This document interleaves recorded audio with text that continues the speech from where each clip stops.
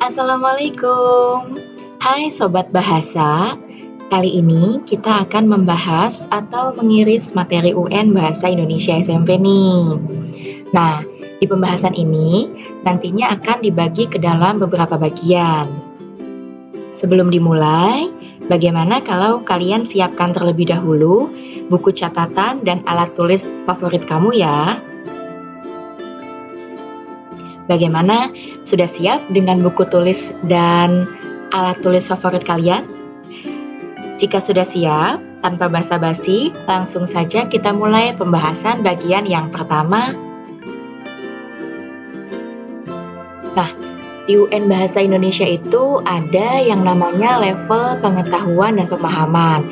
Di level pengetahuan dan pemahaman ini belum termasuk ke dalam soal HOTS ya, jadi masih dibilang soal yang sedang dan mudah. Ada apa aja sih di level pengetahuan dan pemahaman ini? Di level pengetahuan dan pemahaman ada yang namanya menentukan makna kata.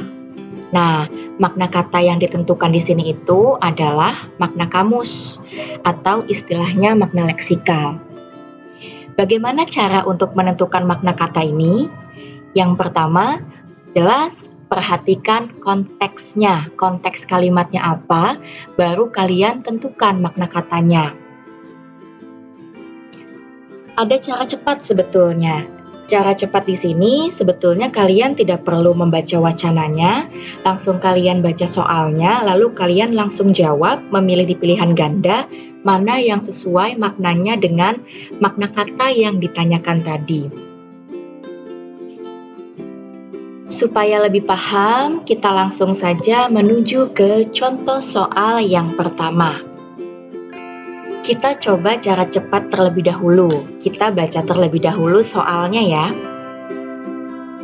Makna kata mengglobal pada teks tersebut adalah, nah, jika kita lihat dalam Kamus Besar Bahasa Indonesia, makna kata mengglobal ini jelas artinya adalah di pilihan ganda A, yaitu mendunia. Ya, jadi jelas jawabannya A. Selanjutnya kita pakai cara yang kedua, yaitu kita perhatikan konteksnya. Kita baca teksnya di sini. Keadaan dunia yang semakin mengglobal secara tidak langsung telah memaksa kita untuk mempertajam pengamatan kita terhadap informasi-informasi yang beredar. Jika kita mengganti kata mengglobal ini menjadi jaringan, jelas tidak ya. Kenapa tidak? Di Kamus Besar Bahasa Indonesia, kata jaringan itu merupakan kata benda, sedangkan mengglobal merupakan kata kerja. Jadi jelas jaringan bukan jawaban. Integritas pun sama. Integritas merupakan kata benda, sedangkan mengglobal merupakan kata kerja. Jadi jelas kita dapat membuang dua jawaban, yaitu B dan D.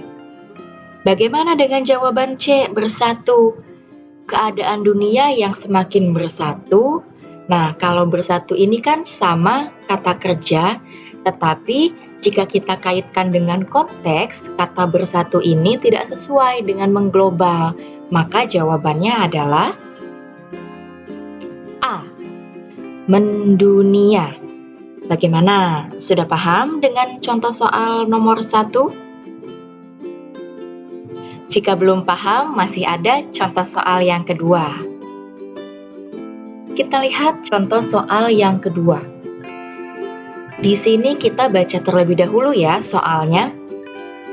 Makna kata fenomena pada teks tersebut adalah, nah, jika kita lihat di KBBI, makna kata fenomena ini yang pertama, hal-hal yang dapat disaksikan, ini ada. Lalu sesuatu yang luar biasa juga sesuai dengan KBBI. Gejala alam juga sesuai dengan KBBI. Kenyataan pun sesuai dengan KBBI.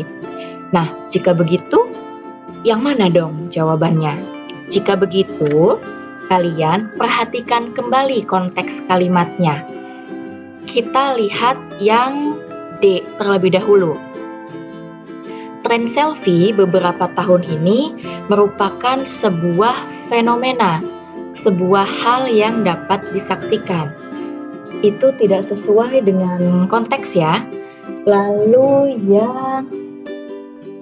yang C, sesuatu yang luar biasa juga bukan. Lalu bagaimana dengan yang B, gejala alam? Gejala alam juga jelas bukan, karena selfie bukan konteks gejala alam ya. Maka jawabannya adalah A. Makna kata fenomena pada teks tersebut adalah kenyataan. Coba kita masukkan kenyataan ini di kalimatnya. Tren selfie beberapa tahun ini merupakan sebuah kenyataan. Nah, jelas ya? Nah, tadi kan kita sudah membahas contoh soalnya ya, ada 2. Sekarang yang akan kita bahas latihan soalnya. Yuk kita latihan bersama-sama.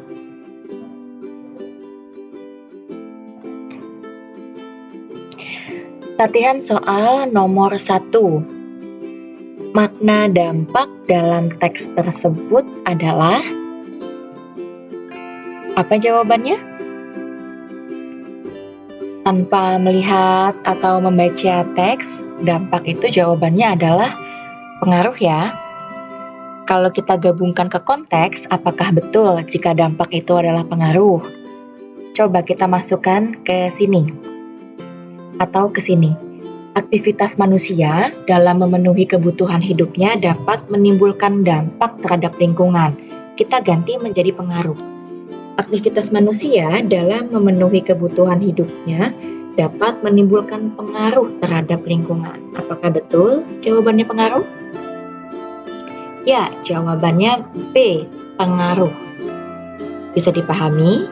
Jika bisa dipahami, kita lanjut ke contoh soal atau latihan soal yang kedua. Latihan soal yang kedua. Makna kata kualitas pada kalimat nomor 2 di teks tersebut adalah kalimat nomor 2 yang ini ya. Selain itu, keadaan ini juga telah menuntut kita untuk memperbaiki kualitas diri. Maka jawabannya adalah A. Kualitas sama dengan mutu. Jawabannya A. Selanjutnya latihan soal nomor 3. Silakan dibaca terlebih dahulu. Apa jawaban kamu?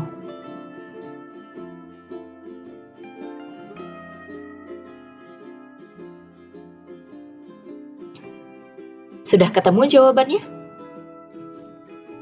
Kita bahas bersama ya.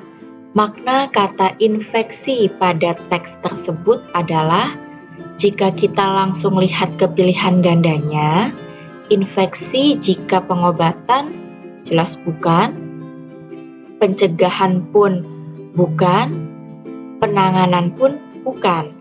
Nah, tanpa membaca wacana, sebetulnya sudah jelas ya bahwa makna kata infeksi pada teks ini adalah peradangan.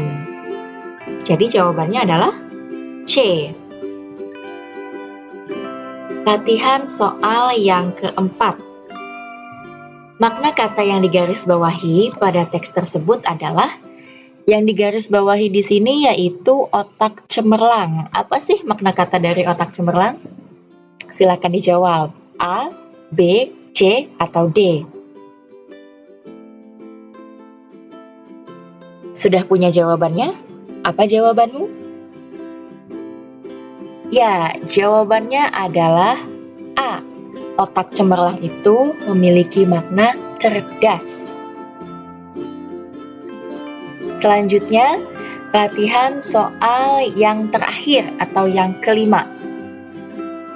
Otodidak. Makna kata otodidak pada teks tersebut adalah seperti biasa, kita coba dulu tanpa membaca wacana ya.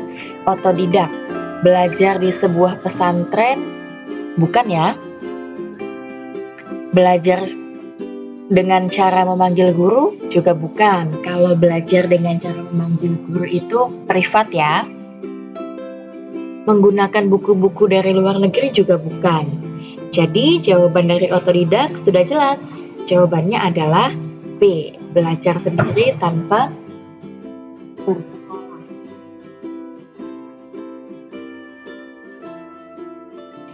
Bagaimana untuk menentukan makna kata dari makna kamus ini? Sudah paham semuanya?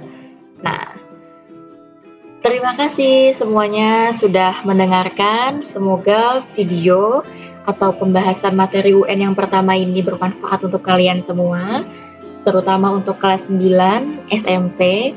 Tunggu bagian yang kedua ya.